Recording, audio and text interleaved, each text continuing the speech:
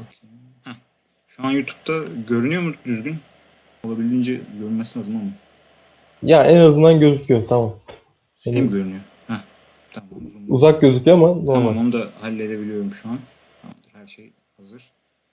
O zaman ben bir başlayayım, bir sıkıntı yoksa şeyden. Biraz şey acele oldu ama girişimiz. Şu an fixlemiş gibiyim çünkü YouTube'u gösteriyor. Tamamdır. Bakayım. Heh. Şu an YouTube'da görünüyor mu düzgün? Olabildiğince görünmesi lazım ama. Hello all, and this is our first RL Turkey interview meeting. And today we are going to interview with the Nazım Kemal Ure. He's a professor, assistant professor at the İTÜ, and he's working on the multi-agent systems.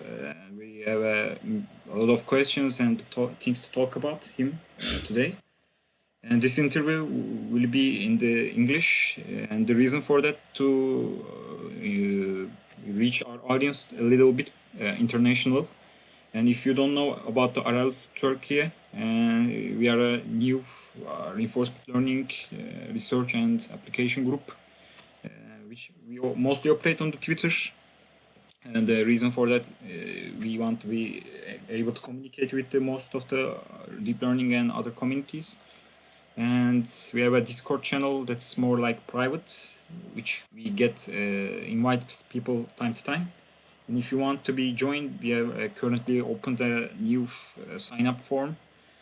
And today we're gonna interview Mr. Nazım Kemal with Umutcan here with us. And yeah, Umutcan, can you give a voice? Are you here? Okay. I think we can start the interview. Nazım Hocam, thank you for joining us today. Thanks for having me. I think Urkan wants to start with a basic RL concept. Hocam, do you prefer Nazım or Kemal? You can call Kemal. Okay. Yes.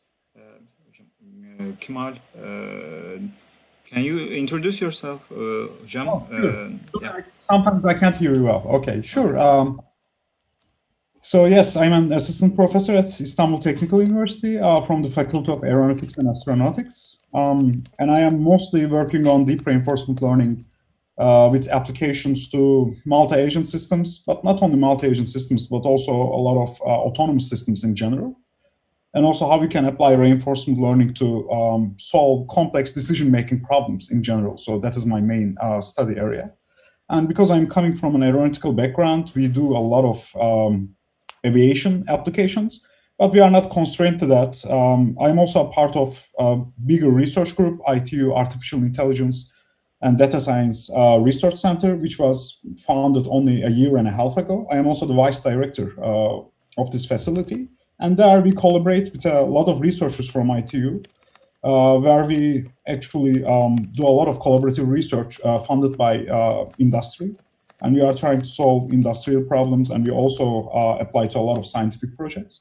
So that is mainly what we do as a big research unit in ITU. We try to basically, develop novel artificial intelligence methods that are focusing on solving both the scientific and applied problems. So in a nutshell, that is who I am. And maybe I can tell you a little bit about my past. Yeah, that would be helpful, yeah, for people. Sure.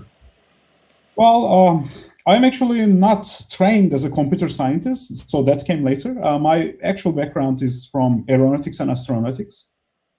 So I graduated from ITU as an aeronautical and an astronautical engineer. And at that time, I was actually mostly working on applications of control theory to aircraft.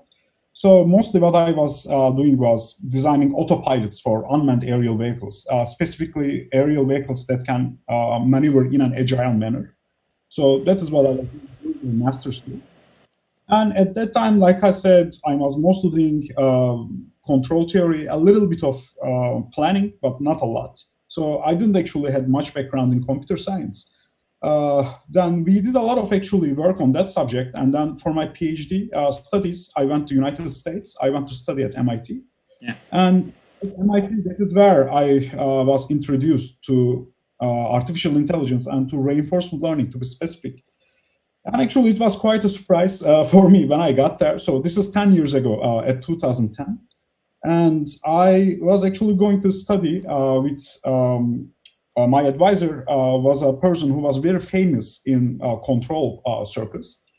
And his name is Jonathan Howe. And when I went to study with him, I was expecting to work on control. So that is what I was expecting, because that is what he did mostly, and that is where my background was from. And to my surprise, he told me that, no, you are going to work on reinforcement learning. And I was like, what is going on? And like I said, at that time, this was like 10 years ago, and reinforcement learning was not popular at all. So right now, nowadays, if I tell someone that you are going to study reinforcement learning, they get really excited. You know, it is a lot of hype around the subject. It's a popular subject. So, but at that time, 10 years ago, reinforcement learning was definitely not popular. For example, if you went to a conference like ICML or NeurIPS, there would be just a single track, just like one session for reinforcement learning. And now you go to ICML, there are like parallel sessions for reinforcement learning. It is crazy. Yeah. So that got me a little bit worried in the beginning, because I wanted to do controls. Why am I going to do this, reinforcement learning stuff? But then I, got into it. I learned a lot. I started studying probability theory, optimization, and I was really lucky at MIT to, get these courses from the people who basically invented this stuff. So that was that helped a lot. So by studying about these subjects, that is how I became familiar with computer science and reinforcement learning and artificial intelligence. And another thing that motivated me about the research project I was working on. The research project was funded by Boeing company, and they were interested in using reinforcement learning to how to coordinate multiple aircraft for doing surveillance missions. So you got a group of aircraft, and then you want them to do some kind of a surveillance mission. So they take off from the base, they go to a predestined area, and they just observe the activities in that area. And the decision-making part of that process is these UAVs, these drones. Nowadays, drones is a more popular term, so I'm going to say drones. But back in the day, we used to call them UAVs all the time. So these drones, they've got limited life, either because of the battery limitations or the fuel limitations. So you cannot keep them forever in the search area. Every once in a while, you need to call them back to the base area so that you can repair them, or you can refuel them, or change the battery, stuff like that. So there's a very interesting decision-making problem there. So you can just keep calling these drones back to the base all the time. So you change the battery so they never crash. But if you do that, then you do not spend a lot of time doing the mission, which is not good. But if you try to do the mission all the time, if you try to drive these drones to their limits, then they can crash. So there's a very interesting high-level decision-making planning problem going on top of all the control and sensing problems. And I got really fascinated with that problem.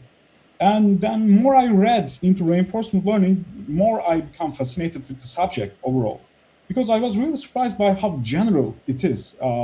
At first, when I read it, when I started studying reinforcement learning from the classic textbooks, well, this just looks like control theory. Like, I mean, there's a dynamic system. You need to learn a policy, which is kind of like a control law in control theory. So it all felt familiar, but once I started to learn more about Markov decision processes in general, I was fascinated. I was awestruck by how general the problem formulation is.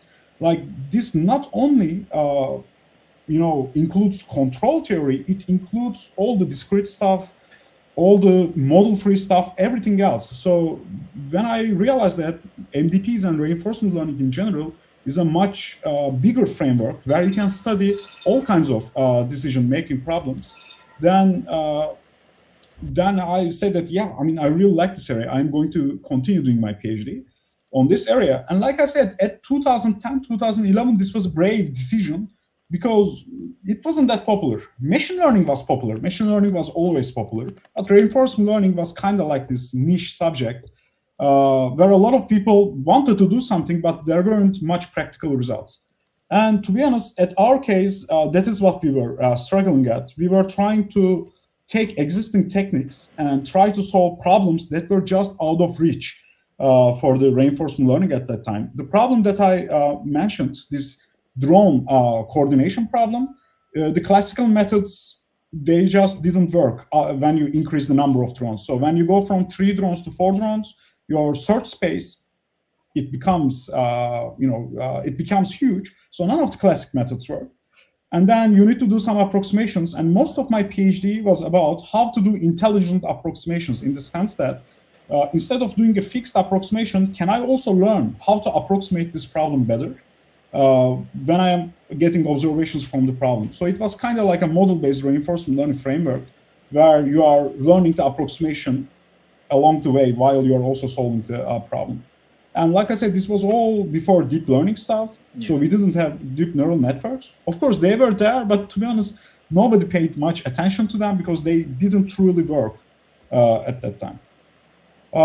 So that is my PhD work, and that is how I got introduced into the field of multi-agent systems and reinforcement learning in general. And I was really lucky. I had great colleagues at MIT. I had people who helped me set up experiments. I learned a lot from them, also in terms of mathematics and applications. And then after I graduated from MIT, my plan was to always return back to Turkey. I was, because always very motivated by, once I learn how these things are done in United States, I can bring this knowledge back to Turkey and do great things there. So that was a big motivation for me always. So when I returned back to Turkey, I became an assistant professor at Faculty of Aeronautics and Astronautics. Unfortunately, this was at 2015. When I returned, machine learning and reinforcement learning in general was not that popular at Turkey at that time. It was very popular in the world, but Turkey was a little bit lagging behind in terms of the hype in deep reinforcement learning, especially. So for the first 2-3 years when I was at ITU, I didn't actually do much machine learning. Instead, I went back to my old field, control theory, and we did a lot of applications of dynamical systems and control theory with a lot of defense companies. So that is how I spent most of 2015 to 2017. But then at 2017, I won a very nice grant from European Union. It is the Marie Curie Fellowship. Where they basically give you a considerable amount of money to do basically research on any topic on you choose. And that is when I said, finally, I can bring back reinforcement learning stuff back into my current studies.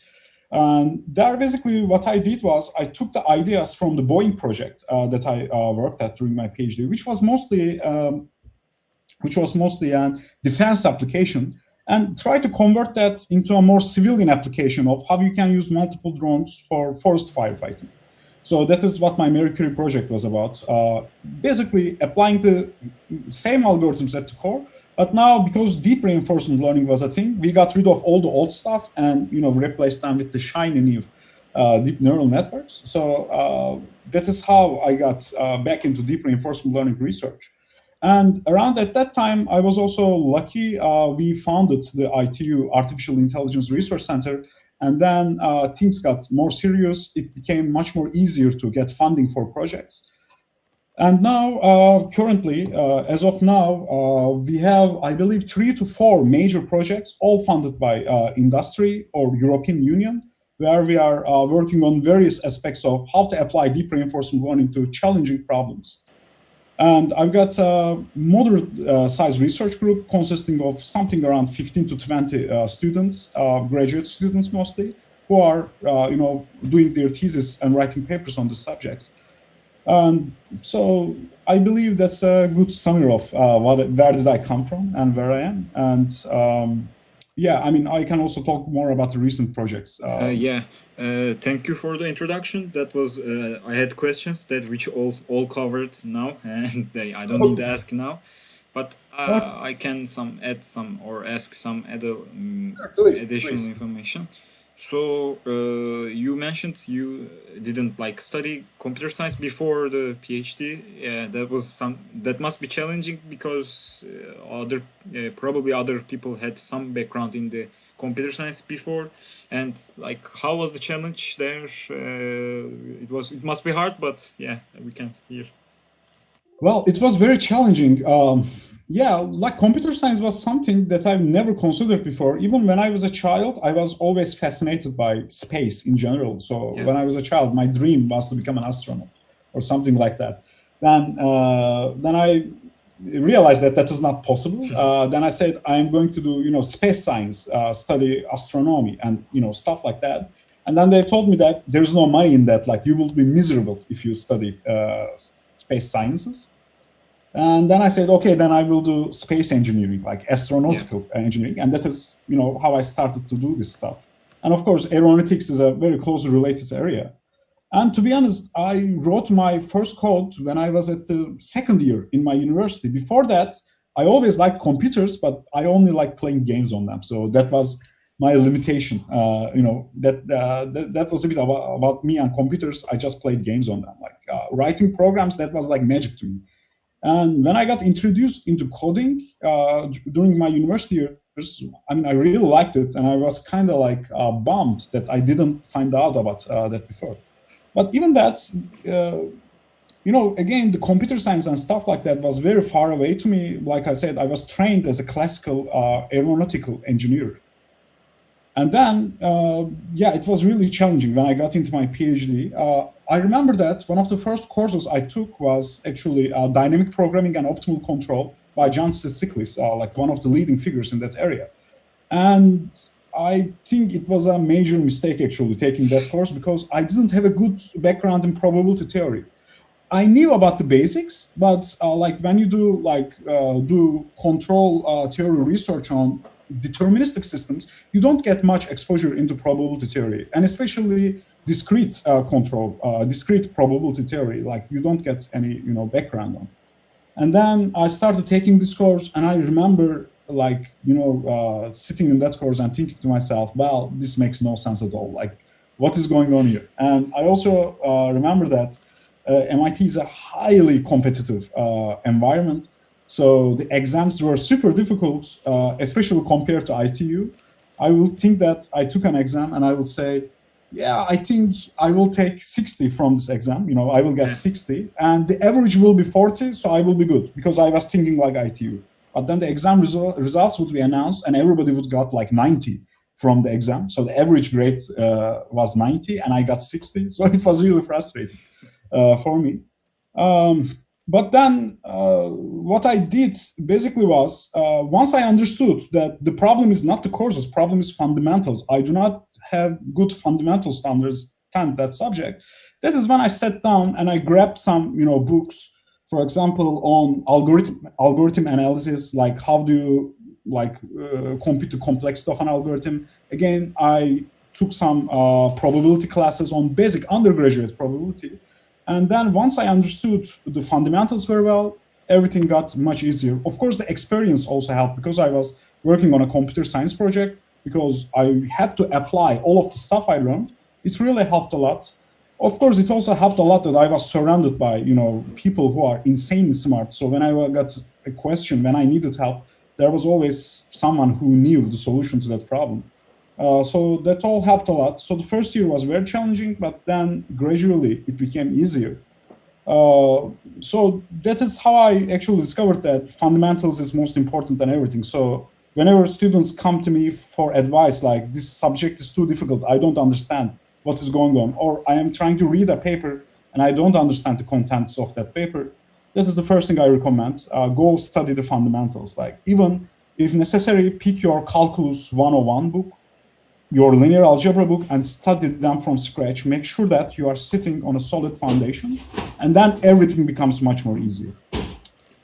So that is kind of like my experience. Yeah, that was one of the questions I also had in mind, like a book recommendation that you were learning that was very helpful, which you also answered, and the teacher maybe affected your educational life during that. and those were the things. And I think the first part of this interview was mostly complete for me. And Umutcan, wanna have anything in mind, or we Yeah, can actually, continue? we can learn from Kemal Hoca how to start RL or the mathematical things in RL. Oh, okay. How to study doing reinforcement learning research? Yeah, how to start. Yeah, with so that basics. is, yeah, that's a difficult subject. Well, the one thing you should understand when you are going into reinforcement learning is, and I think that is one of the reasons why not a lot of people are picking reinforcement learning as the primary research area. The startup cost is much higher compared to Yeah. compared to classical machine learning or supervised learning in general. And the problem there is you need to have a lot of background in order to truly understand what you are doing. In supervised learning, if you understand like how does curve fitting works in general, and if you understand like gradient descent and stuff like that, you are mostly set. And it also helps that there are thousands of supervised learning tutorials out there where you can just pick a library, write a few lines of code, and the magic happens. Uh, Unfortunately, in reinforcement learning, even the simplest problem, getting it to work, takes a considerable amount of time and frustration. So for reinforcement learning, also in order to understand truly what is going on with reinforcement learning, you need to really have a solid background in two topics, optimization and probability. So if you only have a vague idea of what these things are, you are not going to survive in reinforcement learning, or you will just, you will just run other people's codes and think that you are doing something meaningful. So that is what I would recommend for reinforcement learning. If you want to get into reinforcement learning, first learn about, again, fundamentals, optimization and probability theory. So learn about these well. And in order to truly understand what optimization is, you need to really understand linear algebra and calculus. Yeah. So those are two very, very important subjects. One thing that is, again, troubling me about I think what is troubling about the current trends in machine learning education, we have got abundance of like online tutorials where people can learn about machine learning and reinforcement learning in general. And they are like what I would say quick and dirty ways of getting into research. Yeah. And this can be cool if it motivates you. Sometimes you need to, run a program and see that it works, and that is really motivating. But in the long run, you just end up becoming a consumer of these things. Like you never become a master of them. You never can develop your own algorithm or solve your own problem. In order to do that, you need to learn about fundamentals. So I would recommend investing a lot of time into probability theory and optimization. And of course, coding is also super important. I'm not saying that you just need to learn about the theoretical stuff. Coding is super important because that is actually what I found about a lot of students. One of the difference between them, students who can code fast and code well, they really, it's a really huge advantage in writing papers and also developing your own research ideas. So I've unfortunately seen a lot of students where, because they are lacking in coding skills, they've got great ideas in mind, but because they cannot implement them, on the long run, they cannot test their ideas well, or even if they try to test, their code is very inefficient, so they end up waiting like a month to get a simulation result. So this is also very inefficient. So you need to learn both the theory and both the technique, the implementation very well. Kind of like actually how you play a musical instrument. Like you need to know the music theory, and at the same time, you need to learn how to play your instrument. Only when these two come together, then you can, create output. So that Yeah. is my advice. Yeah. Actually, I remember my first time when I read the Sutton's book. Yeah. It was very challenging. Yes. Yeah, a lot of people get introduced into reinforcement learning with Sutton's book. Sutton's book is great to learn about the fundamentals of the subject, but people who knows me know that I'm not the biggest fan of that book. I'm not saying anything about Sutton. He's the greatest researcher. He's a great researcher. He's the father of reinforcement learning and all. But when it comes to exposition, for example, my favorite book would be the book by Babushka and Bouchanow. It is called Approximate Dynamic Programming and Reinforcement Learning. And so I was reading Sutton's book and book by Bouchanow at the same time. And like I said, Sutton's book is great, but it just talks a lot, and there's a lot of biological, motivations and stuff like that. You can get lost in it. But on the other hand, the book by Bouchenu, it just gives you the pseudocode. It is a very clean and it's a very clean description of what problem you are trying to solve. Here is the algorithm, and here are the results. So I really like book like that much better. So if you are having problems with Sutton, I would recommend reading that. Thank you for that. That was very helpful, and I had one question in mind that I wrote. And Sure. In the 2000, since the 2012 or 13 or something, there are a lot of hype during regarding to like deep learning and machine learning in general, with like OpenAI, DeepMind, whatever, and robotic challenge, new projects, and facial recognition system, etc., and drones, of course. And most people see these like computer science undergraduates and electrical engineer students, etc. They see this and they want to say like, I want to become a AI programmer, AI software engineer, whatever. But then they basically just, like you said, copy the codes from the GitHub that's already perfectly crafted and perfectly efficient, and they run them and maybe run some Keras code and some little modification, and they think like they start to become an AI software engineer. But in the general, in the industry, you will probably tell more about it later. That's not the case. You won't have like a much big data set or perfectly crafted things like that. And I want to say like I want to learn your opinion about how to do you. Let me put this in the sentence, and what will be the perfect way to get with the started in the software engineering part of this, because I believe in my opinion you should have some academic degree, or you should be very good at like some understanding of the concept, not necessarily degree or something, but degree is very easy way to get these skills, because not all the self-skilled programmers can learn the fundamentals very well, and degree basically confirms your education. You basically learn, force it or whatever you had to learn, because to pass write papers. And how do you recommend newcomers that's hyped by AI to start? Do you recommend some writing code or learning basic? You basically covered it, but just want to make new undergraduate students make their mind clear. Okay, so especially if you are getting into the research part of RL, not the user part of RL, let's say, or again, artificial intelligence in general, one thing you need to realize very quickly is research is a game of patience, okay? So the sooner you understand this, I think the sooner you can actually make decisions about your career, like, do I really want to do this? So one thing about this hype, and one thing that's troubling is, like I said, when people start getting into it, there are these perfect examples of codes, there are perfect applications where the data is clean and everything works, and then people become illusioned by it and think that this is great, like I will just take a model, I will put a lot of data, and the magic will happen. And then you start getting into real problems, whether it's a research problem or the problem you are trying to solve in your workplace as a business problem, and you quickly realize that there's a huge gap between what you see in the papers and what you can apply in practice. And that is where you need to develop your own ideas, like you need to come up with your own solutions to the problems that nobody knows how to solve. So that is what research is. Like, it is about solving problems that nobody knows answers to. So that is really different from solving an exercise from a book. In a book, all the exercises have solution manuals. In the real research, nobody knows the answers to the problems that you are trying to solve.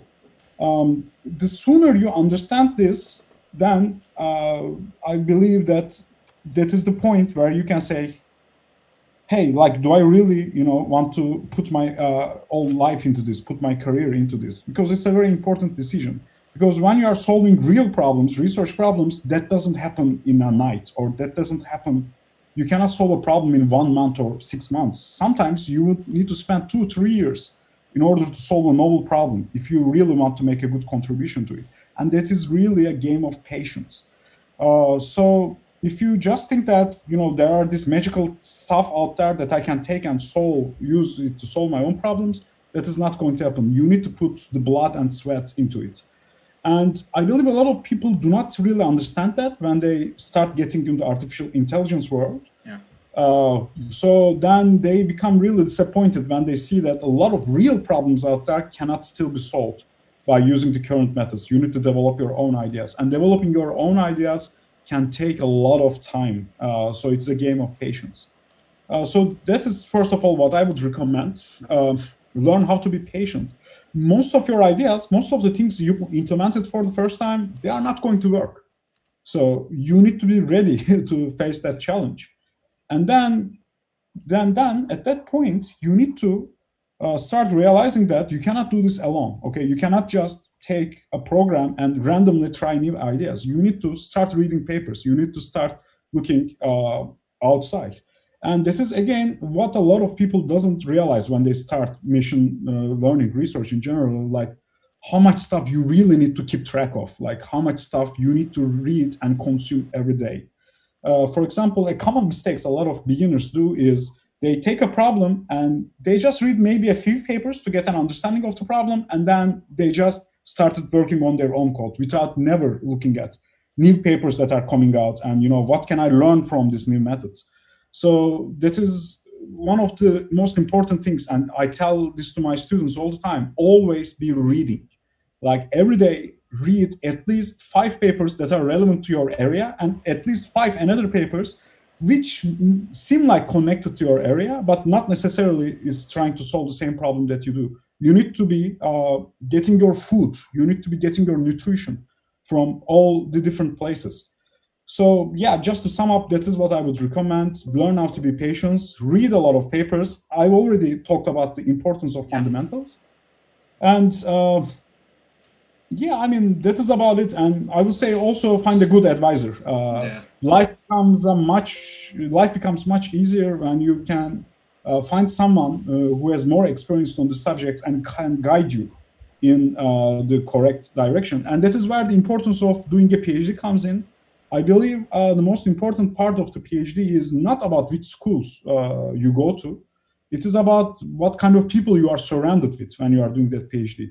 If you have the opportunity to do a PhD thesis with someone who is very well experienced with, for example, reinforcement learning research, you should definitely do it. That is more beneficial than everything else. And if you do it with someone who also has a large group and there are other people in the group, that also helps a lot.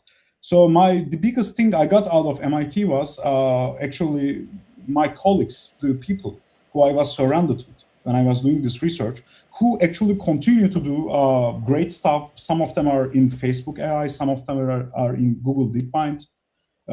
And they are all doing great artificial intelligence research, and we learned together with them when we were doing my PhD. So basically, surround yourself with smart people, and the best way to do that is to go do a PhD in a good group, read a lot, and write a lot of code, and learn your fundamentals. So that is what I say. This was very helpful for people. And I have a last question regarding to this topic, and that was about, I mean, yes, you are decided to become a researcher, you will devote your life. Now there's a problem of not like one problem, but there's a lot of problems when you start to divide your path to researching, and how to get deal with the hard professors, how to get funding to projects, like how to be noticed in the industry for like internships or maybe jobs during your PhD or master, and how to get more connections. This is more like a social problem, or maybe you can deal with better understanding. Tell us better. Oh, so if I understood right, you are talking about how to the challenges in the researching in the social manner, like how to deal with the academy. How to deal with the challenges outside of doing research. Is that not the related to research itself, but people behind it, how to get like funds, how to get your projects noticed, how to get maybe, yeah. So there's a lot of managerial aspects as well once you are doing research. So when you're a PhD student, it is actually not that difficult because a PhD is what I would say, it is like a research job that is pretty much, it has like some boundaries. So you usually do what your advisor is telling you. And I think in your PhD, you shouldn't worry too much about the other stuff. I would say that when you are doing your PhD, only focus on doing good research. That is actually what I tell to another advice I tell my students. You can start worrying about a lot of stuffs like money, career, and other social stuff, and I don't know, other stuff related to your life. But at the end of the day, so PhD is kind of like a phase of your life when you really need to start outputting some solid material in terms of research output. So I would recommend when you're a student, do not focus anything other than writing good papers and doing good research. So that is what I would recommend. After that, after you get your PhD, that is another topic. But in terms of finding jobs, I would say nowadays, especially, it is not really a huge deal if you did a PhD on AI, and if you produce some good research outputs, you will never find any trouble finding a good job nowadays. So because AI is so hot, for example, let's say that you graduated from the university and you got 2 or 3 papers in top AI conferences such as ICML, NeurIPS, and the related conferences. You can go anywhere in the world. I would say, like, you can go to any institution in the world, and if you don't do something crazy in the interview, you will get into it. So I would say do not worry about the job part. But for example, about the funding part. So the funding part that is the frustrating part when you go from a PhD to a full professorship. So yeah, unfortunately, a large portion of my time goes to how to find funding for my projects.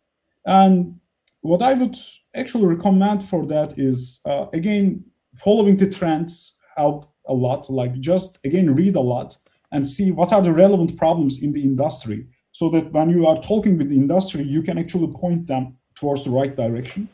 So that helps a lot, especially if there are any young professors out there who are, starting their own lab and looking for funding. Yes, you can always apply to national funding, but that is usually very limited. You cannot get a lot of funding out of it. So most of the real funding comes from private sector and also the European Union.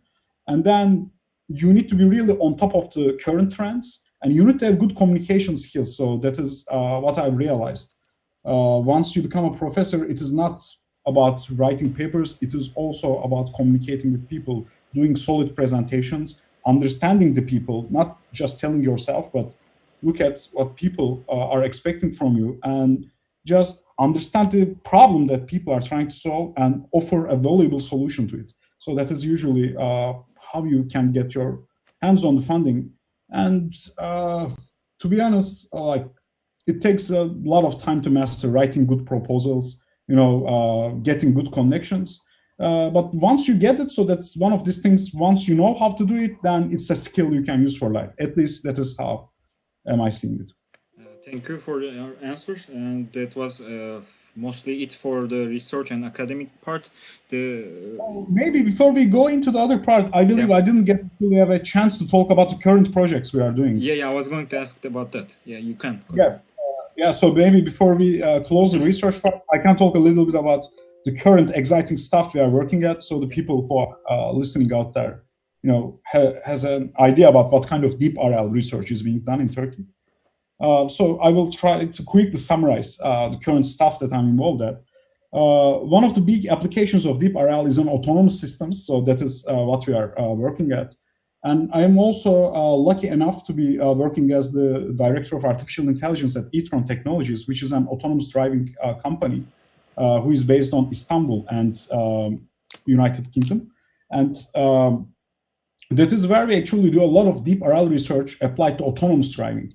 And we are basically looking at problems, how you can apply reinforcement learning to, for example, tactical decision makings for self-driving cars. So that is, if I am For example, driving, so if the car is driving itself on a, let's say, highway, which lane it should switch to based on the perception it gets from the surroundings. So for example, should I keep my current lane, or if I maybe switch to the left or right lane in a safe manner, then my performance will be higher, like I can get to better speeds and stuff like that. So one of the fascinating things that we got into during this project is, if you actually set up a small simulator, then this is not a super challenging deep RL problem to solve.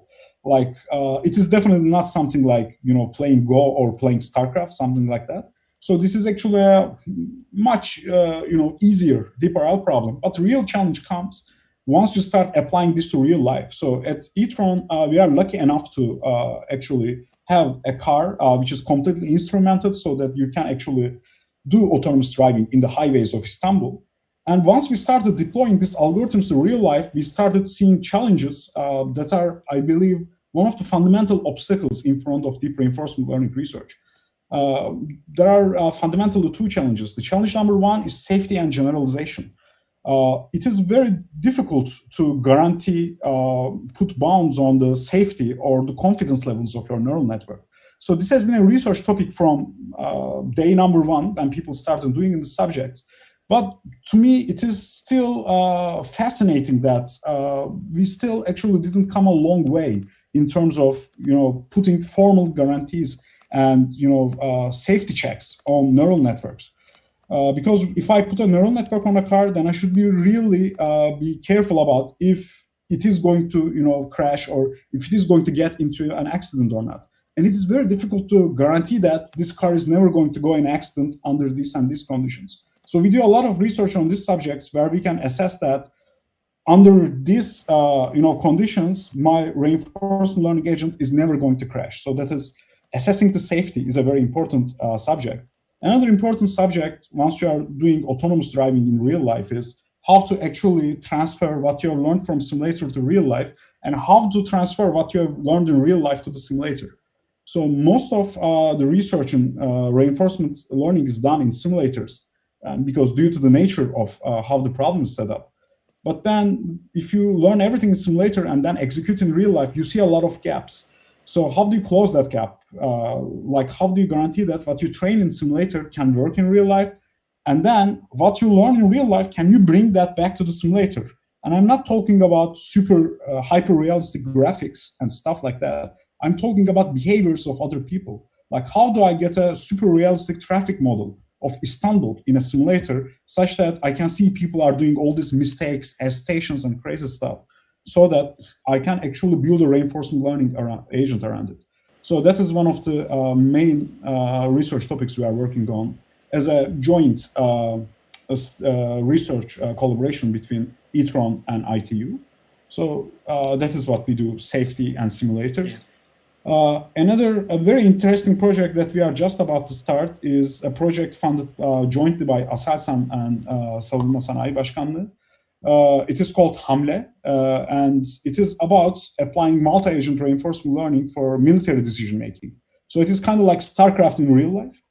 We are really, really very hyped about this project, because it will enable us to, you know, I believe it will enable us to create a huge impact on how multi-agent reinforcement learning is being done.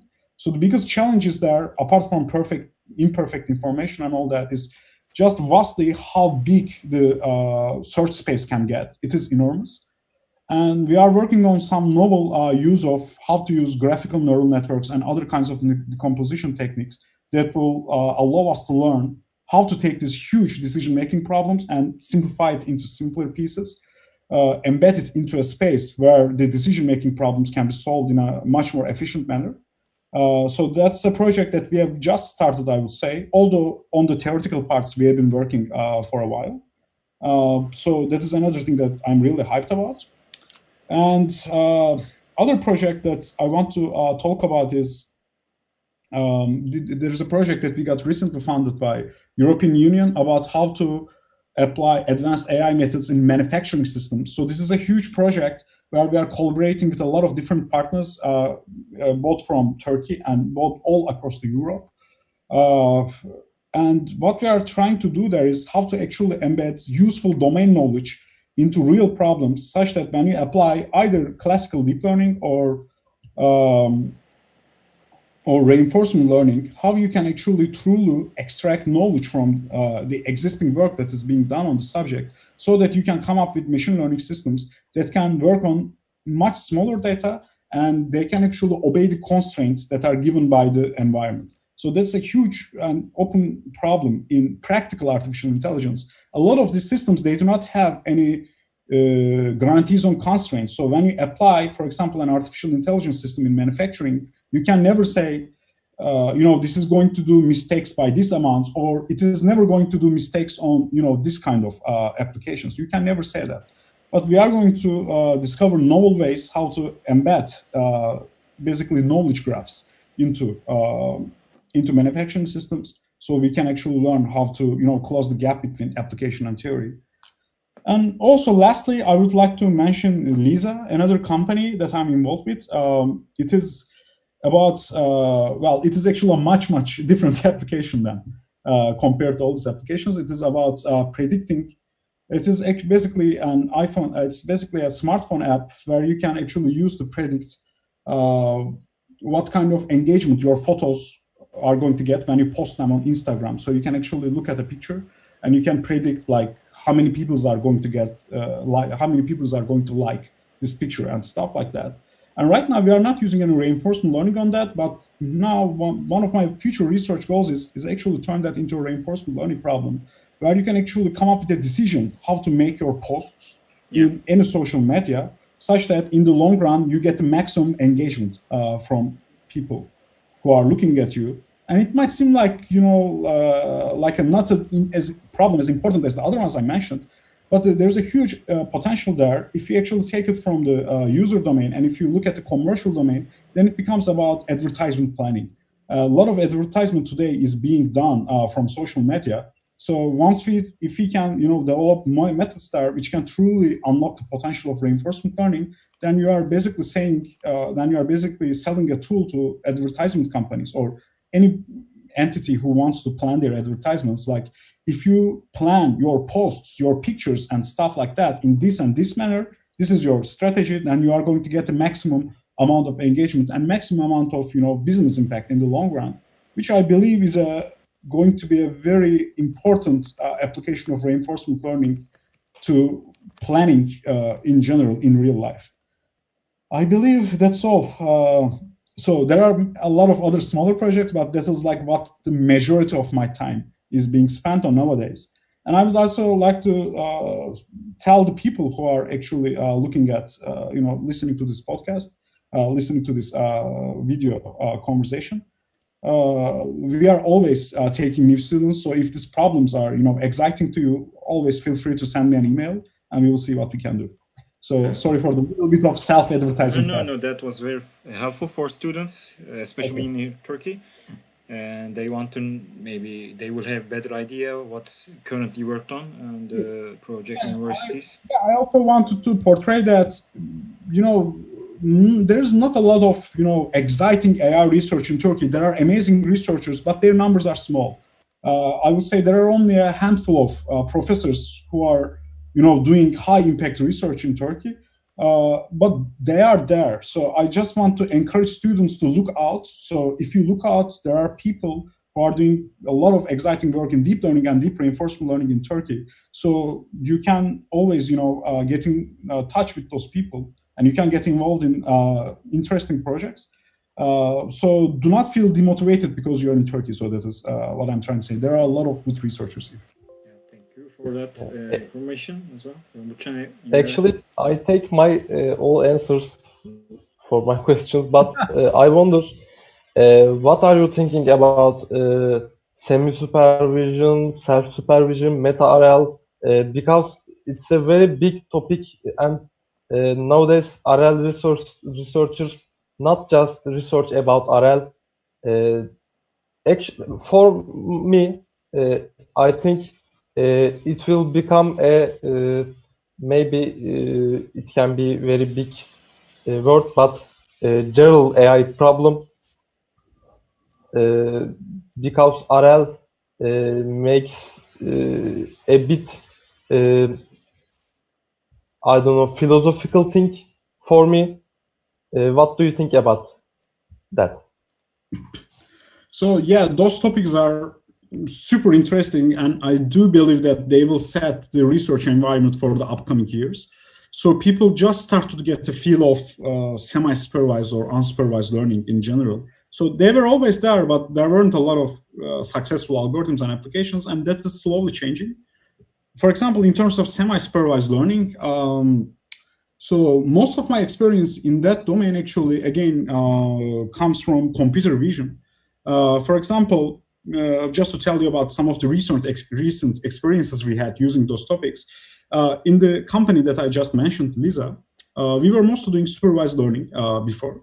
But then the problem there is, like I said, the problem there is you post a picture and then you want to predict how many likes it's going to get. And you can see how difficult it is to get a lot of good labeled data for a problem like this.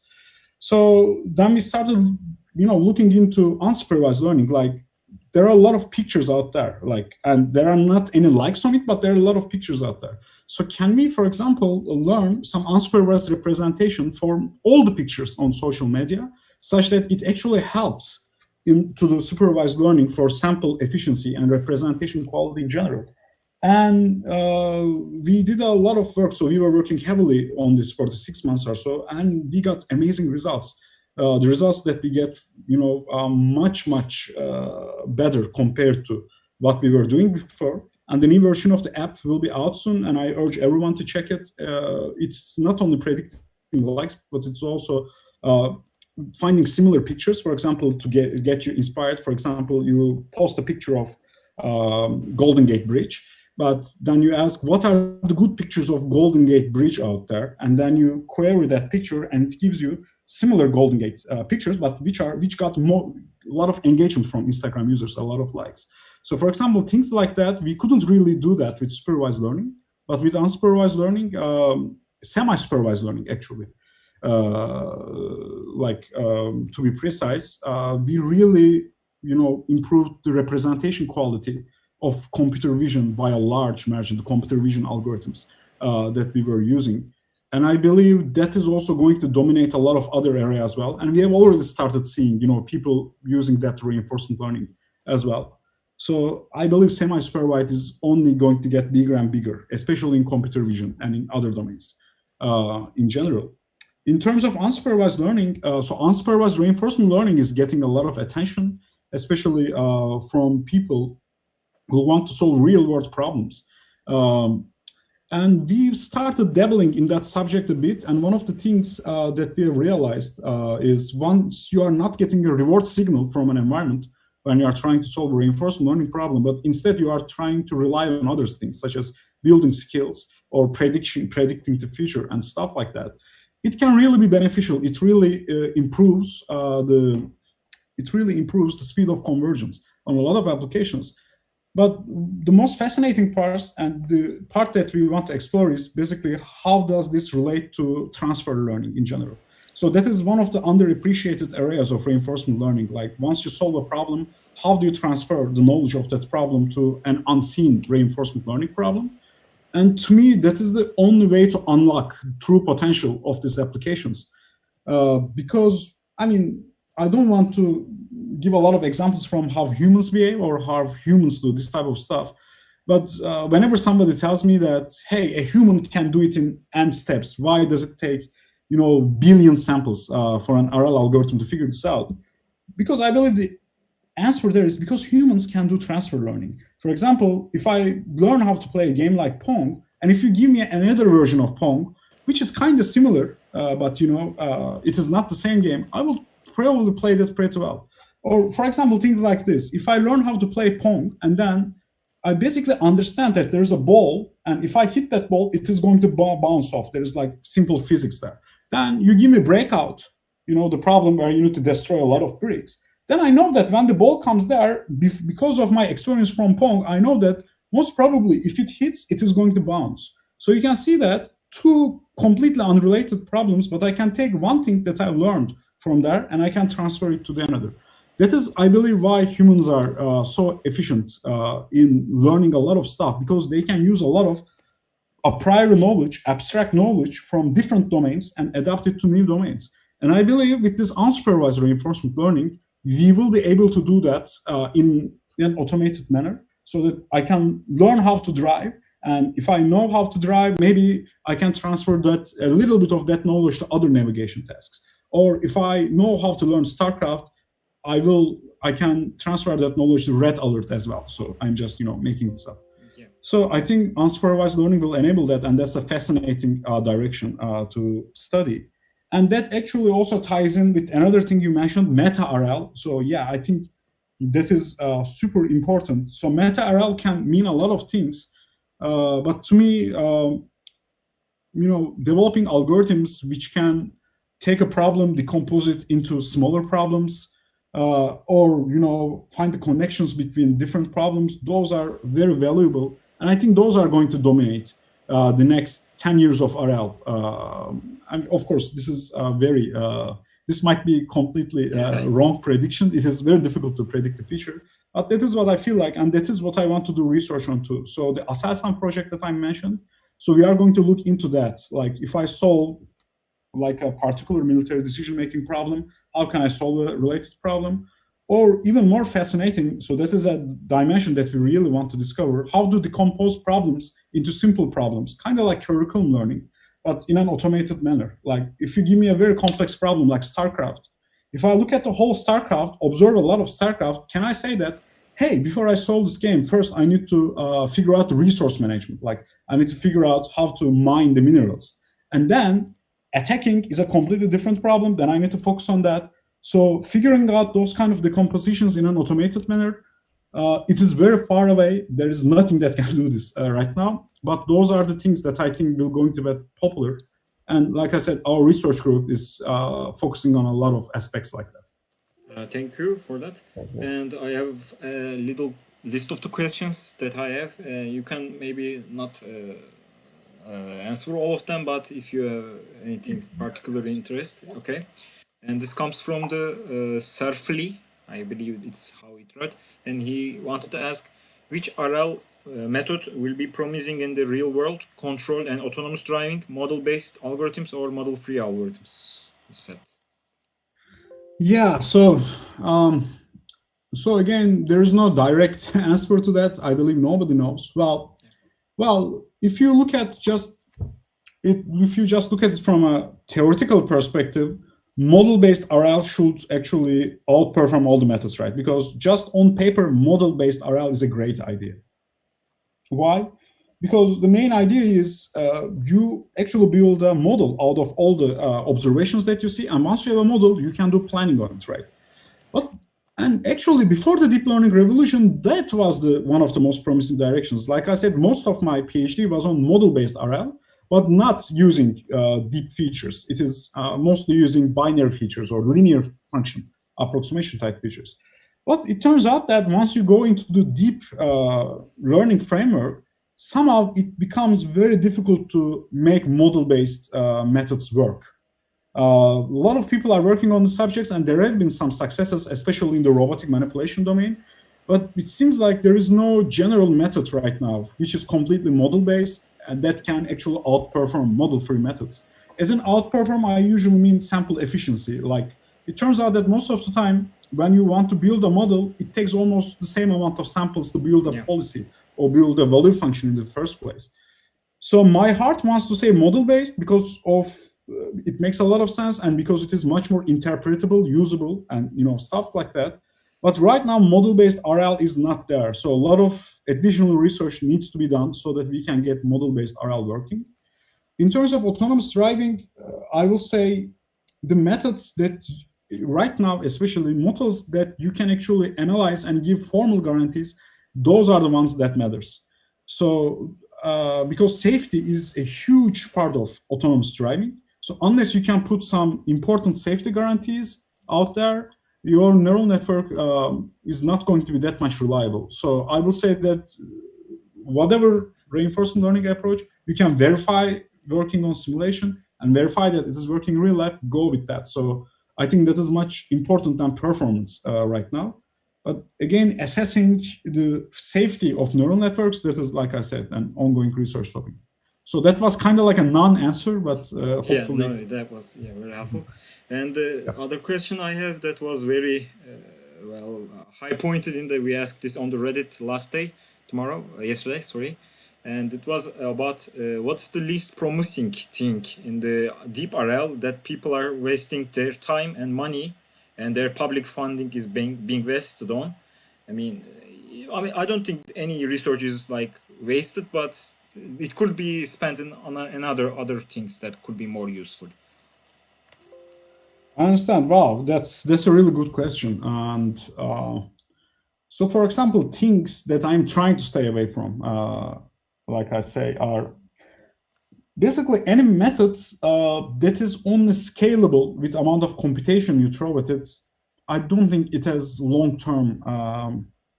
I don't think it is going to have long-term returns. So how can I say that better? So let me try to give an example. For example, look at the achievements of DeepMind, right? AlphaGo, AlphaStar, they are amazing achievements. Yeah. But even they kind of stopped, working on those directions. And they are trying a lot of different stuff. And I believe the main reason is the amount of computation, amount of resources you need in order to implement that stuff is just crazy. So basically, I'm trying to think how to express my idea better. So basically, if you want to, for example, apply those algorithms in real life, nobody is going to give you that much resources in order to solve a business problem or in order to solve another problem.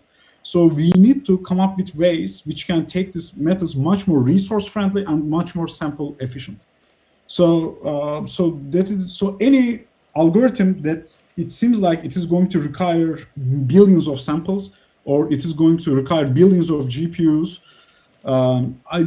I think we need to get away from this. So these were important in the beginning because we needed to show even if these algorithms have the power to do this stuff. So that was definitely a big win for artificial intelligence when they showed that if you give me a huge amount of computational power, then you can solve problems like this. So for that aspect, those works were great. Those works were very valuable. But now we know that, yes, these algorithms can work. Now we need to, I think, scale down the computation part and instead focus on working on algorithms which offer much more valuable insights, where we can do more with less computation. So I would say, and I think those companies are also trying to move in those directions. Because otherwise it is not sustainable. There's only a limited amount of money you can put into high performance computing. If you are trying to solve a very big and unified important problem, maybe it's okay. But if you want to turn this into a business, if you want to solve real world problems, then the current solutions are not scalable. So we need to focus on that. Hopefully this made sense. Yeah. So I'm definitely not trying to, diss all this, previous work. But like I said, I think the era of putting billions of dollars to computation should be gone. Instead, we should focus on sample efficient methods. And one thing we should focus on is actually the theory that I would say. That is one of the reasons why all of our methods are so sample inefficient, and because we are basically shooting in the dark with a lot of these methods. So for example, one of the reasons why you need to make an RL, such RL algorithms takes a lot of time to converge, we need to do a lot of hyperparameter optimization. So for example, there's a research topic that you should not work on. If you are working on an algorithm which requires super careful tuning of a lot of hyperparameters, I think that is not useful. Because then I need to do a lot of hyperparameter search, which is just crazy. Like, in order to get the algorithm to work, you need to find the golden setting such that, the algorithm converges, and otherwise it might not converge. And that is mostly due to lack of theory. So the one thing that I'm really missing from control theory, which is completely absent in almost all of reinforcement learning, is in control theory, you can write a lot of theorems, and theorems are like this. If you give me this system, and if you start the algorithm under these conditions, the algorithm will always converge. So that is what control theory says. Yeah. In RL, in a lot of deep learning, we do not have this. So I cannot say that if you give me an Atari game, and if those Atari game has this, kind of transition probabilities, and if my TRPO agent is initialized under these parameters, algorithm is going to converge. You cannot tell that. And that is why, because we don't have that theory, now we need to do all this, shooting in the dark, hyperparameter optimization. And a lot of our hyperparameter optimization is just blind search. Like, we are not doing that in an intelligent manner too. So we need to come up with a better theoretical understanding of how deep learning and deep reinforcement learning works, so that instead of randomly trying parameters, we can actually come up with theorems that guarantees that these algorithms are going to work under these conditions. That was very helpful for this question. And there's another question which talks about RL and with the trading time series like stocks, FX. Do you see it's something that is useful to research, or it's just a buzzword for investors or getting funds? Yeah, so I'm not a huge expert on these topics, but based on the things that I saw, yes, RL can be beneficial there. I mean, I've seen some interesting papers where they, show that RL can work on the settings. But the things like stock prediction, I think the challenging task is not the RL part; it is the formulation of the problem part. So the problems like these, what I would call problems that are very sensitive to a lot of features. So that is why stock prediction is a very difficult problem, because if you are just looking at the time series, you cannot really predict the long-term outcomes. You need to take a look at a lot of other stuff, like you need to watch the news, you need to look at newspapers, you need to look at all kinds of other things, and it really becomes a very difficult multi-modal problem where you are not looking at time series, but you are also looking at lots of other information. And right now in RL or in deep learning in general, multimodality is a huge challenge, I would say. Currently, how we are handling multimodality is, for example, if you are getting an image data and getting a text data from two different sources, we just put them into separate embeddings and then we concatenate them. So we are just like gluing them on top of each other, which to me, it works. We know that it works in some settings, but to me, that is not, I think, that is not the right way to do it. I'm feeling that we could come up with a much better embeddings, or we can come up with a much better ideas how to deal with different data resources, how to combine them instead of just concatenating them on top of each other. I'm sure there are works on these subjects that I'm not aware of, but I think in order to truly tackle problems like stock prediction and stuff like that, we need to spend more time thinking about embeddings.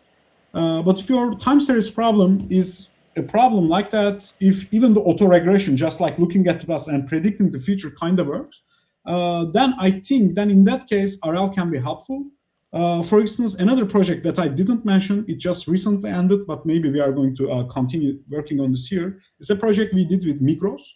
In Migros, we were looking at how to forecast the sales data. This is a prediction problem, not a reinforcement learning problem.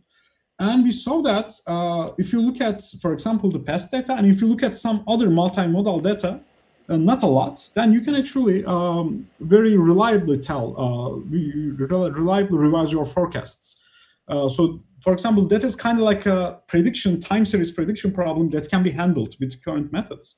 And now, if you put reinforcement learning on top of it, you can do, market optimization, stock optimization, and stuff like that in the retail setting. So that's an interesting problem that we want to explore in the future.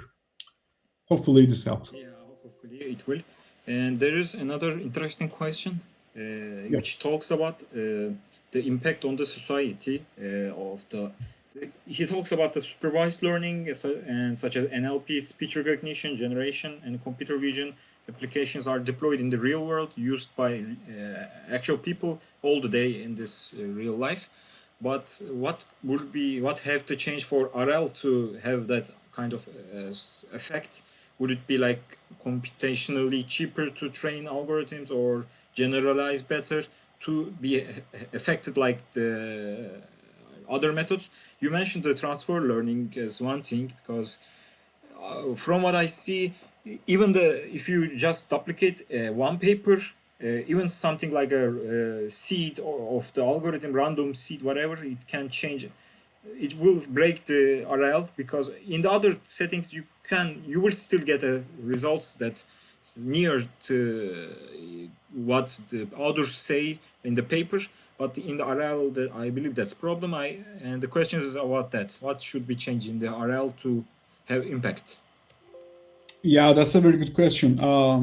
So from business perspective, like having RL that are working in companies or working as a part of societal problems, like the things that you have mentioned, the number one problem is, like I said, robustness and stability of these algorithms. So right now, the way we handle it is like huge hyper parameter optimization, which is a huge waste of computational resources. So this thing can only be done if you are Google, Facebook, or something like that. Yeah. So yes, the first thing that we need to fix that. We need to come up with algorithms that has at least some kind of guarantees, so that we don't need to run 20,000 different variations of these algorithms and pick the one that actually won the hyperparameter optimization game. So robustness and stability is a big one. Safety is another big one that I mentioned. For example, if you put this on an autonomous car, or let's give a different example. Let's say on a drone, okay? Yeah. So let's say that I developed a reinforcement learning algorithm for navigating the drone for some kind of applications. I need to guarantee that this guy is not going to crash. This guy is not going to do a kamikaze or something crazy. And right now, there is no way to do that. The best you can do is I tested 20,000 different variations in simulations, and it never crashed. And even that doesn't happen. Believe me, even in simulations, you can always find stuff that it crash. So I believe what we need to do is, and that's again a research problem that I've been thinking for some time, is we need to come up with a method so that how we can do constraint optimization in deep learning systems.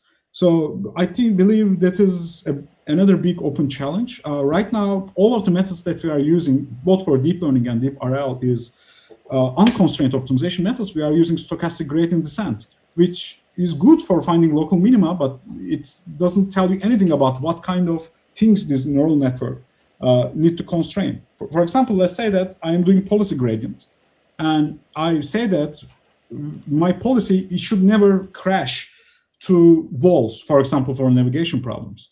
So the right way to do that is do policy gradient, like maximize the return of the policy. But once you are doing that, constrain such that the policy never do this, stupid stuff.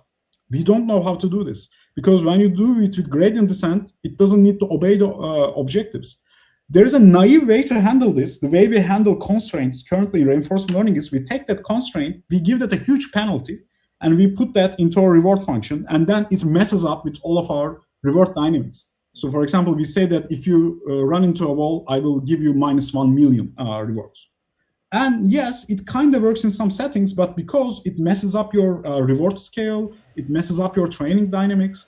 So what we really need to do is we need to develop optimization methods which can do constraint optimization both in deep learning and deep RL, such that we can obey a sort of constraints that are specified by humans or like specified by some other entity.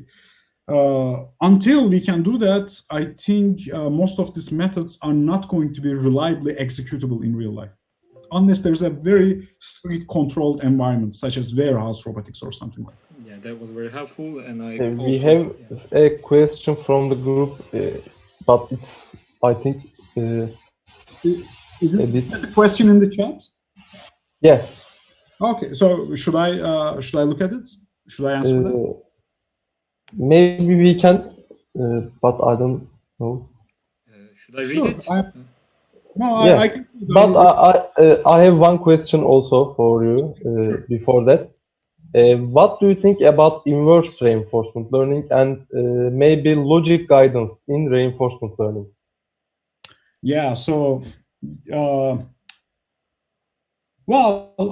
so here's my experience with inverse reinforcement learning. First, I wasn't a big fan of it. When I started doing research in this topic, I was a purist. I would say that the true RL methods do not need any intervention from humans and stuff like that. Okay, so I was like a bit of a purist. But then I started working on real life problems, such as autonomous driving or autonomous drones and stuff like that. And I quickly realized that in order to really get the behavior that you want from an RL algorithm in a realistic setting, you need to do a lot of reward shaping, right? I mean, that is the thing I mentioned. You need to put a lot of negative rewards. You need to put a little bit of, encouraging rewards to the states that you want. And then I said, hey, this is not pure either. Like, I am engineering the reward function, but like it shouldn't work like this, that way. So then I saw that if you are trying to hyper engineer a reward function, a much better way to do that is, do not do that. Instead, give the algorithm some guidance, give the algorithm some demonstrations, and then let it learn from that. So, and I believe right now, as of currently, that is the only way to get, fast and reliable reinforcement learning demonstrations for real-life problems. And to be honest, if you just care about solving a problem, why not use all the information? Like, why do you want to solve it from a purist, model-free point of view? If there are demonstrations, if there are past experience, use that. And that usually helps a lot with the scalability of the algorithm. And I believe that is how, for example, AlphaStar was done, right? I mean, it wasn't pure reinforcement learning. They did use a lot of prior experience. And otherwise, if you are solving a complicated problem, exploration becomes impossible. Like, I mean, in model-free RL, all you are doing is, do random stuff until something good happens. But if you are in a very complicated environment, observing some good stuff by just, random behavior is almost impossible. Again, I think this is going to be solved by transfer learning, but until it is solved, which can be in like 10 or 20 years, we need to rely on observations from humans if we want to make RL work in real life. That was very helpful. And I have one, maybe last question, or we can continue if there's another questions. And yeah, we can. Okay. We have a lot of questions, but I didn't want to take your much of the time. No, Urkan, oh, sorry. Can we just answer this question in the chat? Because, okay. Yeah. Okay. Should I read? I forgot that. Yeah. Maybe you can read in the Okay. As far as I understand, name is decentralized because execution of the obtained policy is decentralized in DEC partial observable MDP models, but is decentralized training possible for partial observable MDP models? And what is your opinion about scalability of RL algorithms on these models? Yeah. So, yeah, that's again a very deep and difficult question. So, yes, I think you got it correct. Most of DEC POMDP work is centralized training and decentralized execution. So it is kind of like you want to coordinate a group of agents. And when you train the agents, you train them, jointly in the sense that if you are doing offline training, you jointly train them in the sense that, you look at all the different combinations of outcomes and you look at the joint experiences and stuff like that. But when you're executing it, everyone is on their own. So they take the strategy that you have developed and they look at their local observations, and based on that, they come up with an action that they can locally execute. Is the decentralized training possible? Yes, it is definitely possible, and there is a lot of work on that subject. Actually, I believe a lot of multi-agent work by OpenAI is kind of like this. I think it is decentralized training as well. So scalability, actually the way, well, I would say that scalability is not the biggest problem when you are looking at completely decentralized. It is the stability that is the problem. So when you are completely decentralized, actually your search space becomes kind of like smaller because you are a single agent taking decisions for yourself. You can only look at a limited environment, like what is going on about the other stuff that's surrounding you, and that might not be a very big state space. But then executing this with all the other agents such that the overall outcome is positive, that becomes a big problem. So most of the DEC POMDP algorithms are very, very difficult to make them converge. So people do all kinds of tricks to make them converge. So centralized training is the one where you actually run into scalability issues. Because, for example, if I need to make decisions for everyone, then the action space is the joint action space of everyone. And if you've got 100 agents with only 2 actions, let's say binary actions, 0 and 1, then your dimension of your action space is 2 to the power of 100. So this is like a huge action space. But then it is stable because you are making decisions for everyone. So that is, I think, saying that my old advisor, Jonathan Howe, he always likes to say that distributed stuff they are easy to scale up, but hard to stabilize. Centralized stuff, it is difficult to, scale them up, but they are much more stable. And so right now, again, there is not a good answer to how to solve these problems. But what people usually do, they try to balance a strike between the stability and scaling up stuff. And right now, I'm not currently, I don't know what is, for example, what I've been up to in the last 6 months of DECPAM-DP stuff. But the most recent stuff that I found out is like, it was mostly about how to handle exploration and how to handle, this complexity of stability and tractability together. So that is pretty much an open problem nowadays. Thank you for that. But I have one relevant question. Sure. I am a musician also, and you are a musician. Have you ever tried to generate sound with RL? Yeah, not with RL. Not with RL yet, but when I was a PhD student and when I was just learning about stuff like MDPs and machine learning and prediction in general, I messed around with algorithmic music generation. What I did was actually very simple. I loaded up a lot of MIDI libraries, and by using just the hand-coded information from music theory, I would design Markov processes such that the execution of the Markov process would make sense, that it will generate melodies that come from a certain scale.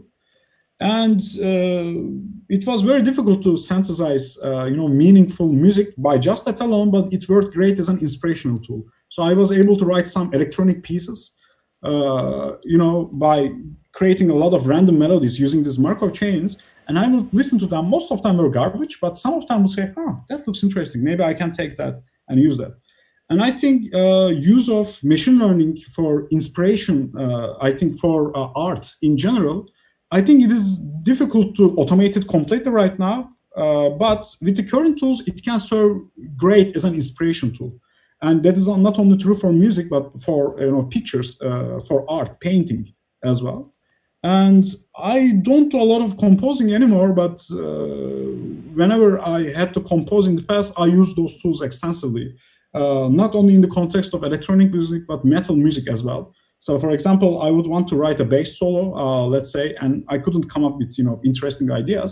I would let my Markov chain sample a lot of ideas for me, and I would feed it in transitions based on my favorite soloists from either classical, jazz, or metal music. And sometimes they would find just 3 notes that blend so well together, then I can take that 3-note idea and expand on it. So like I said, it works great as an inspirational tool. For RL, I haven't actually applied that, but that would be a fascinating project. So maybe in the future, if I can find the right student and find the right funding agency, it might be an interesting experiment. Sure, I would love to work on that. Yeah, it was very helpful. And I have another question that that would relate to my research area, hopefully, and that's about the offline reinforcement learning, which is very hyped in the recent months or last 1 year, which is basically, if you don't know what I mean from offline RL, it means it tries to connect reinforcement learning as a supervised learning problem. Instead of the collecting data in the simulation or a real world, stepping in the environments in the MDP, it basically tries to train on the offline data sets, which collected by huge, maybe robots or etc. And some of the people believe this is the future of the deep RL because, you can collect very big data sets easily, their MDPs, etc. And some of the people think this actually breaks the magic of the RL because it basically tries to turn to supervised learning problem. What do you think about offline reinforcement learning? And yeah, I think that's an important area. And like I said, because in real life, for most problems, we don't have simulators, we need to rely on some external data. And I think when you are trying to solve practical problems, yes, those things matter. But I think what all the previous experiences demonstrated that, especially the research on AlphaGo and AlphaZero demonstrated that if you are relying on, past data, like human data or kind of other demonstrations, you will always be, limited by that data. So it will be very difficult to bootstrap that. It will be difficult to improve that. So, for example, one of the things that I learned from AlphaGo, for instance, was initially it was mostly learning from human demonstrations, and then it would come up with a strategy. Then it would actually get stuck to some local minima because of those strategies. Once they've removed those elements, once the algorithm was able to play completely from self-play, completely from playing with itself, then that is the level where it got to actually defeat all the previous opponents, and it was able to generate those beautiful strategies. So I think for practical problems, the things you mentioned, offline reinforcement learning, learning from limited human demonstrations, that is definitely valuable. But I think we should always let a little bit of self-play, exploration, and playing against itself so that we can higher the performance. Otherwise, it is just behavior cloning, like imitation learning. Otherwise, we just imitate. And if that is what you care about, that is okay. But if you want to get superhuman performance or something more complex than the demonstration, then I believe you're always going to need a little bit of reinforcement learning. Yeah, that, in my opinion, I believe these problems or these projects is actually being done to prove RL can be used efficiently in the real world, because these papers or the projects are actually done in the robotics, mostly real-life robotic projects. And I mean, everybody is believing hype, but they can't like sell products or sell to investors. I believe these are the projects to demonstrate it can be done efficiently. Maybe it's something not in the like research focused, but yes, it's a research, but it's focused on the improving industrial capability, maybe. Yes. And how most of machine learning is done in industry anyway. None of the industrial executions of machine learning products look like academic research. There are a lot of domain knowledge. There are a lot of safety loops. There are a lot of, a little bit of, playing around with the parameters and all that. And yes, in RL, it needs to be the same. We need to pull some tricks in order to make it work in real life. We didn't talk about, by the way, in the multi-agents, we didn't talk about the multi-agents, and there was a question relating to that. Sure. It's a 4-part question, but I'm gonna just, because most of them already answered, just one thing. What would be the most important, like, interesting papers or studies that should be worked if you're starting the multi-agent RL? Yeah, I mean, you have, it basically assumes you have some knowledge of the RL, but no knowledge on the multi-agents. Again, it depends on what kind of multi-agent you are working at. If you are looking at it from a decentralized point of view, my colleagues, Christopher Amato and Franz Oliohek, so these guys are just great. They did a lot of relevant stuff in MDPs.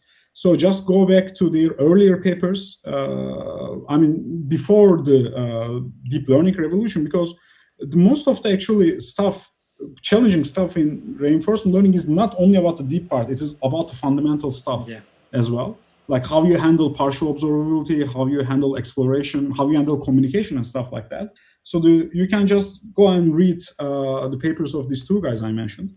And also, OpenAI is, of course, doing some amazing stuff on multi-agent RL. Like there was a lot of hype surrounding this emergent behaviors video that came around last year. So that is also that's also good stuff to look out for to understand what is the current trends. So that is what I would say. Also, look at a lot of related StarCraft papers. There's been some interesting, multi-agent point of view on those papers as well. And another thing, I think if you really want to get into true multi-agent reinforcement learning, you need to learn a little bit of game theory as well. And in order to understand the game theoretic perspective of reinforcement learning in general, DeepMind's Paris office, where my close friend from MIT, Shaigan, is working at, they're also doing great research there, headed by Carl Tully. So you can also check out the works done by them. They also have a great benchmark, OpenSPL, I think. I know about them. Yes. So also check out papers from them, and those will get you started. But like I said, get a good background on probability theory, so you can truly understand what partially observable MDPs are all about. and also get a good grasp of game theory. So that is what I would recommend. That's very helpful. Thank you for it. Yeah, And there was we a have one question in the question. chat. Which one is? Okay. I was going to read from YouTube chat. Control. A YouTube chat. Okay, should I go to YouTube? Okay. No, I will read it. That was from the Murat Bronze nickname, and it asks. Hello, Murat. Murat is a friend of mine. So, yeah. Okay. He talks about adaptation in the real-life deployed edge devices with the reinforcement learning, and he specifically mentions small quadrotors, like 400 gram. Can we improve in these agents in the real-life environments? Yeah, that is another important aspect. So we haven't studied that problem in the RL perspective, but there is another computer vision project we are doing at our research center. It's a joint project with Arçelik, where we are trying to deploy computer vision algorithms on edge devices. And I mean, there are two things you can do. You can either do hardware optimization there, but let's say that is out of our scope. The hardware is fixed. And then the second thing to do is what we would call network compression, like how to take these huge networks and compress them into smaller stuff so that they can work with less memory, or they can, we can increase the inference speed. So there's been a lot of exciting research in that area as well, both in terms of how to learn how to prune these networks and how to actually quantize these networks and stuff like that. So right now, for some specific problems, you can really decrease the size of these networks very, very, very well. Like you can get them to, you start with 1 billion weights and you can get them to 100,000 weights, something like that. So your compression ratio can go crazy. But we really need to, so this kind of pruning, we still don't know how to do that very efficiently. So we usually either do it randomly or we do it using distillation. And sometimes you really need to get the network very, very small in order to fit it into a device like a drone. And that is a current research topic that we are exploring, like how to really prune or compress these networks.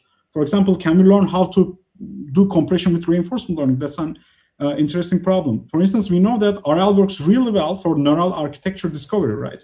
If you are looking for how to design a neural network, like how many layers should I add, how many connections I should add, you can do that with reinforcement learning. That is one of the nice applications. And another interesting application would be learn how to prune, learn how to compress networks using reinforcement learning, which is like an area that we haven't explored. But like I said, to answer the question, we either need to compress these networks, to do ultra, or we need to come up with better hardware. And the hardware part is actually very interesting. That is not a part I'm working on, but we have been recently, with my colleague Erdal Kayacan from University of Aarhus, we have been thinking about how to develop neuromorphic architectures, such that which uses alternative sampling schemes, such that inference of neural networks or spiking neural networks can be done much easier and much faster, so that we can actually use very big networks or very complicated. We do very complicated stuff on hardware that can be deployed on drones. So we just started working on this subject, so we don't have any findings yet. But hopefully, in a couple of years, we will have some interesting hardware where we can, both compress the network and run it on a very efficient hardware, such that we can deploy super crazy networks on drones. And in addition to that, if you are interested in hardware design, another one of my friends for a long time, Sertaç Karaman from MIT, he is also doing a lot of work on how to design hardware for light autonomous vehicles, such as super light drones and stuff like that. So actually, I saw him in your thesis. Sorry, what? I saw him in your thesis, Sertaç. Yeah, so so that's a funny story. So Sertaç and I, we go way back. So we studied under the same professor briefly when we were at ITU. Then he went to MIT, I believe, 3 years before me. And after 3 years, I went to MIT. And by the time I was in the middle of my thesis, he graduated and he became a professor at MIT. And being a friend of mine, I asked him to be on my jury. And he kindly accepted, and not because only he's my friend, but he's also one of the world's leading researchers in autonomous systems in general. So it was very nice to have him in my thesis jury. And to this day, we are still in touch. Yes. That was very helpful. And I believe we can continue, finish the English part, and we can maybe continue in the Turkish if you prefer. Oh, okay. So that's it. Evet. Okay. Türkçe, İngilizce arkadaşların sorularının hepsini tamamladık. Şu an başka bir şey yok. Türkçe'ye gelen bir iki Okay. soru var ya da genel olarak da konuşabiliriz. Bir soru daha var da hani kontrol teorisi tabanlı birisiniz. İşte bu RL controller'larda bunun yerine geçebilir mi sizce diye bir soru. Yurt dışı kargo? Türkçe mi cevaplayalım, İngilizce mi? Yani İngilizce cevaplayalım ya. Okay, so the question was coming from a control theory background, do I think that we can use RL in control theory? Yeah. It really depends on your problem definition. So if you are looking at a control problem where the model is known and there isn't a lot of uncertainty surrounding the model, then I don't think it actually makes a lot of sense to use either reinforcement learning or machine learning, because we got great theory behind how to design control systems. So for example, I know that if I design a PID controller under certain specifications, it is going to work, and it has been demonstrated to work. So why would I need to make it more complicated by introducing a model-free method? So to me, that doesn't make sense. Like completely ignoring control and putting RL in charge. It is interesting from a scientific perspective just to show that it can be done. So that is another topic. But from a practical point of view, I have differential equations, I have stability theory, I have Lyapunov theory, and all that great stuff. Why would I not use that?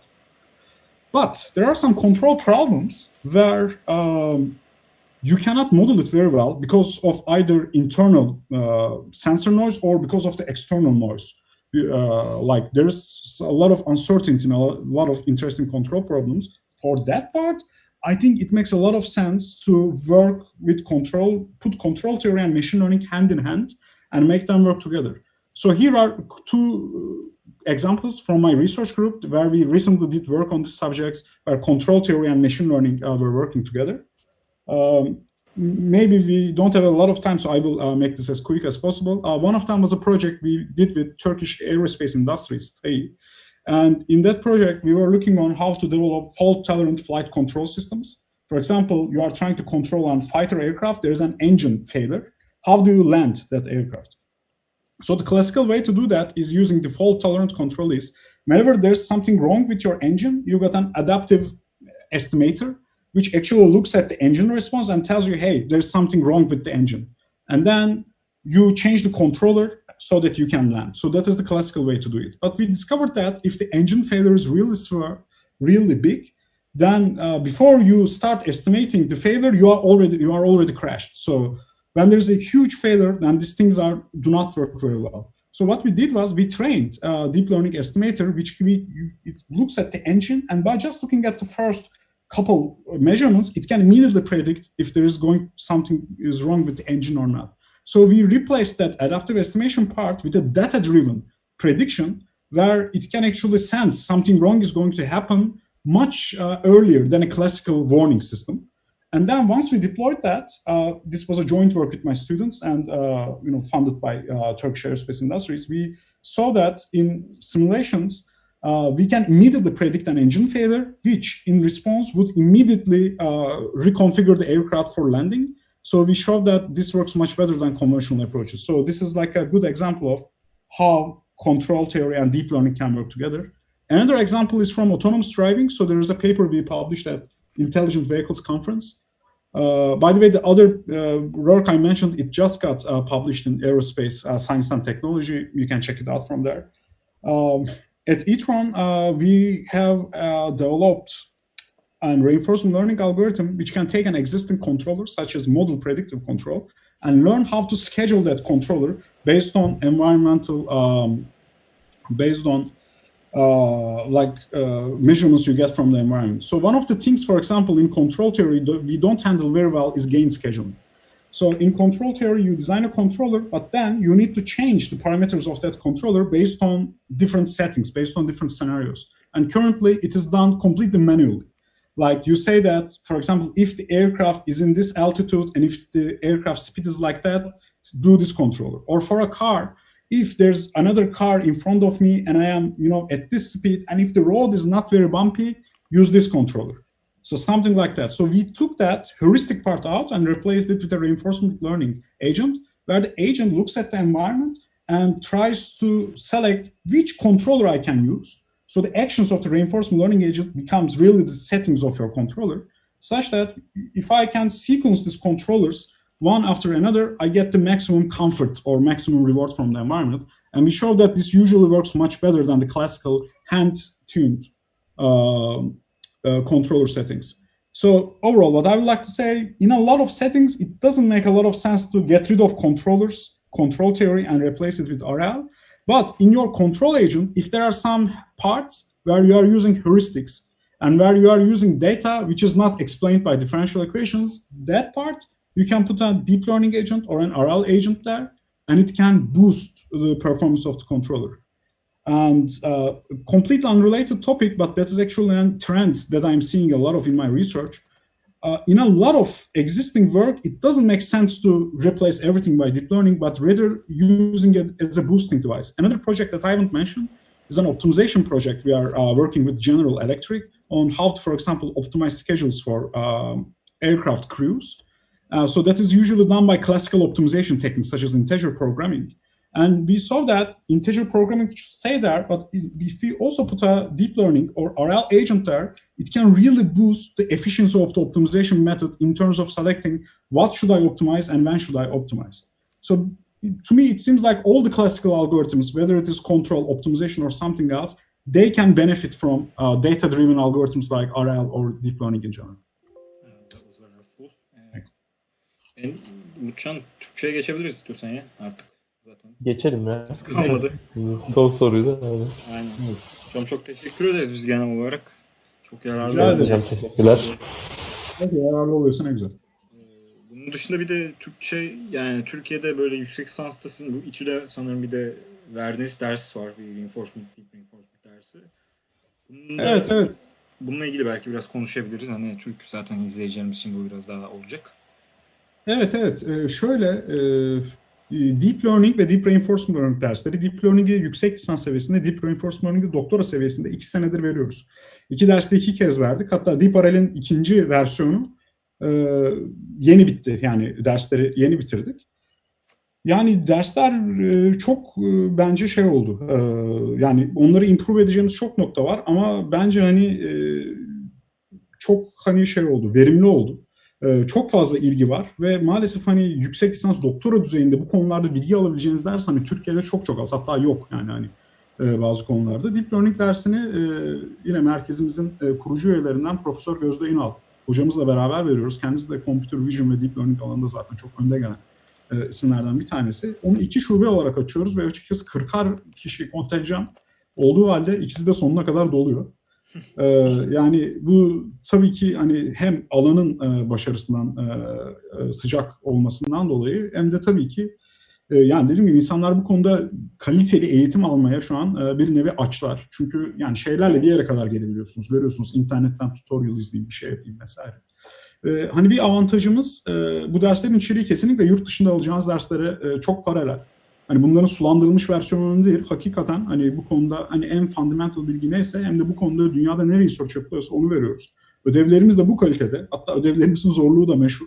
Hani gerçekten hani bir MIT'de alacağınız ödevden bir fark yok bizim vereceğimiz hani ödevlerin. Gerçekten oradaki öğrenciler ne tarz zor şeylerden geçiyorsa bu derste de onlardan geçiyorsunuz. Projeler yapıyorsunuz. Bir de hem Gözde Hoca hem de ben hem de aslında AI merkezindeki birçok hocamızın işte çok fazla pratik tecrübesi olduğundan dolayı projelerden bunları paylaşma şansımız oluyor öğrencilerle. Bence öğrencilerin asıl alacağı fayda da bu oluyor. Şimdi hani çok fazla eğitim programı var dışarıda ama hani maalesef birçoğunda hani deep learning'i de zaten öğrenmiş ve anlatan insanlardan öğreniyorsunuz. Yani öğrenmiş bu konu üzerine bir sürü çalışma yapıp anlatan insanlardan öğrenme şansınız olmuyor çoğu zaman. Tabii bu kurslar şeyler kesinlikle çok önemli eğitim şeyinin büyümesi açısından ama dediğim gibi hani bizim buradaki artımız birçok hani hem research'tan hem de projelerden gelen bilgilerimizi de paylaşabiliyoruz. Bu da öğrencilere çok faydalı ve ufuk açıcı oluyor açıkçası. Tabii bu dersleri nispeten yeni verdiğimizden dolayı hala hani materyali revize ediyoruz, genişletiyoruz. İşte ödevlerin ve projelerin skopları Nasıl olsun? Hani bunları hala tartışıyoruz. Ama genel olarak aldığımız feedback olumlu. Bir de her dersin sonunda bir tane yarışmamız oluyor. Bu yarışmalarda da şu ana kadar sağ olsun yine e-tron sponsor oldu.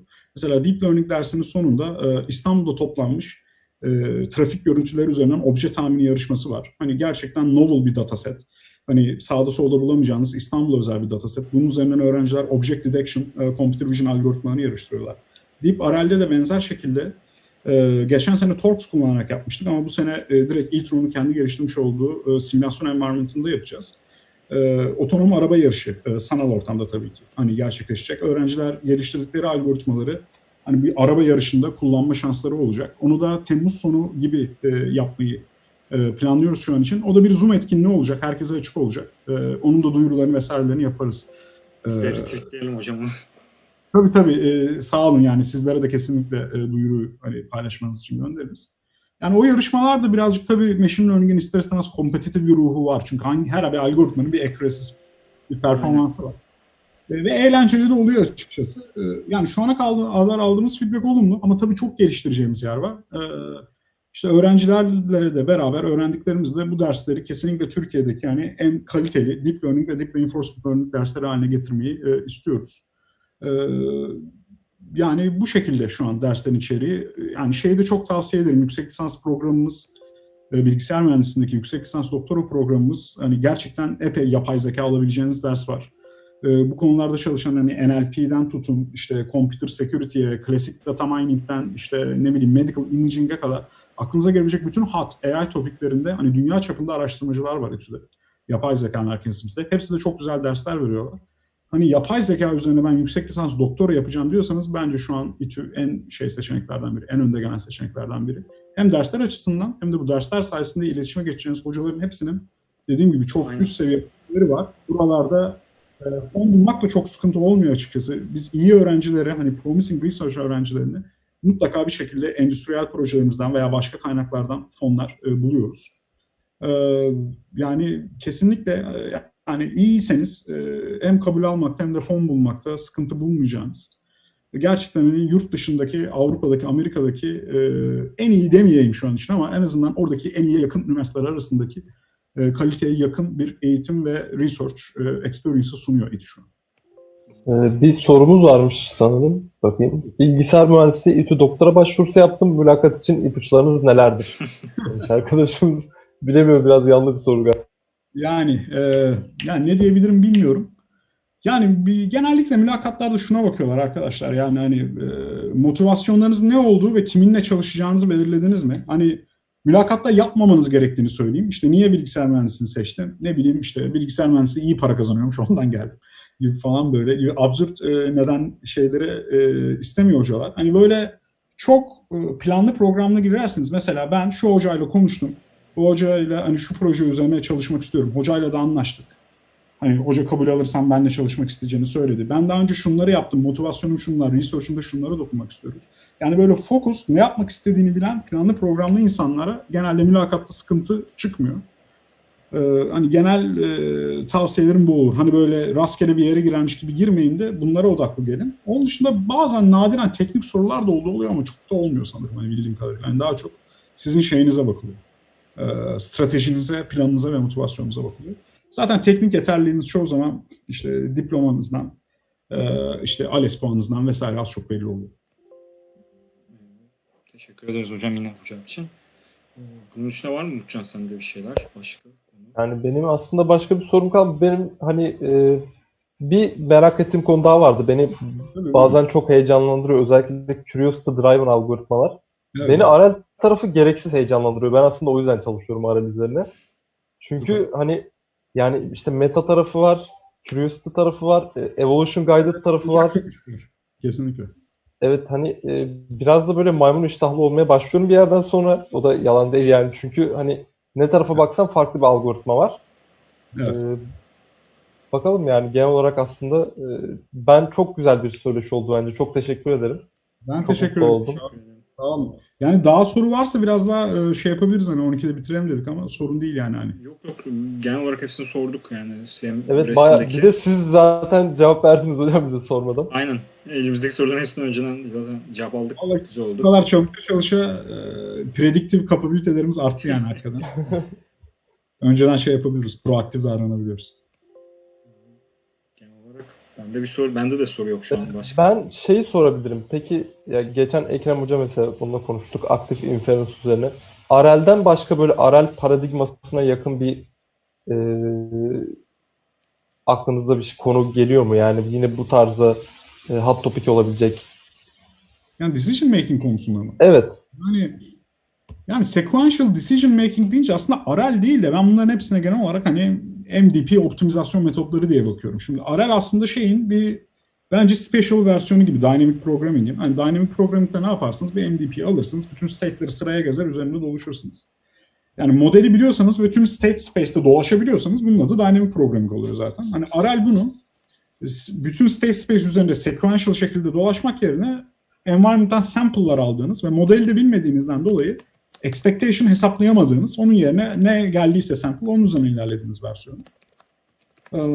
Yani aslında RL de yani çok umbrella bir terim zaten. Hani böyle RL deyince, daha doğrusu dynamic programming yani aklınıza gelebilecek her şeyi burada kapsıyor. Yani dinamik optimizasyon deyince açıkçası zaten MDP ve bunun varyasyonları var. Bunun dışında hani alternatif diyebileceğiniz biraz daha sembolik olan metotlar var. Sembolik planlama metotları, hani böyle MDP'lerin üzerinden giden değildi. Fakat onlar da hani geçmişte çok popüler olmasına rağmen bir türlü istenilen scalability'yi yakalayamadılar. Yani benim bildiğim tabii ki. Hani kesinlikle başarı hikayeleri var orada da. Hani bu sembolik planlama hani metotlarında işte bunu biraz RL'le birleştirme, deep RL'le birleştirmeye çalışan insanlar var. Hani bu biraz alternatif bir paradigma olabilir. Bir de tabii ki good old static optimization var. Hani işte convex optimizasyon, non-convex, işte linear, integer programlama. Hani birçok aslında karar verme problemini bunlara da dönüştürebiliyorsunuz. Fakat hani tabii bunların çok inefficient kalıyorlar. Çünkü dynamic programming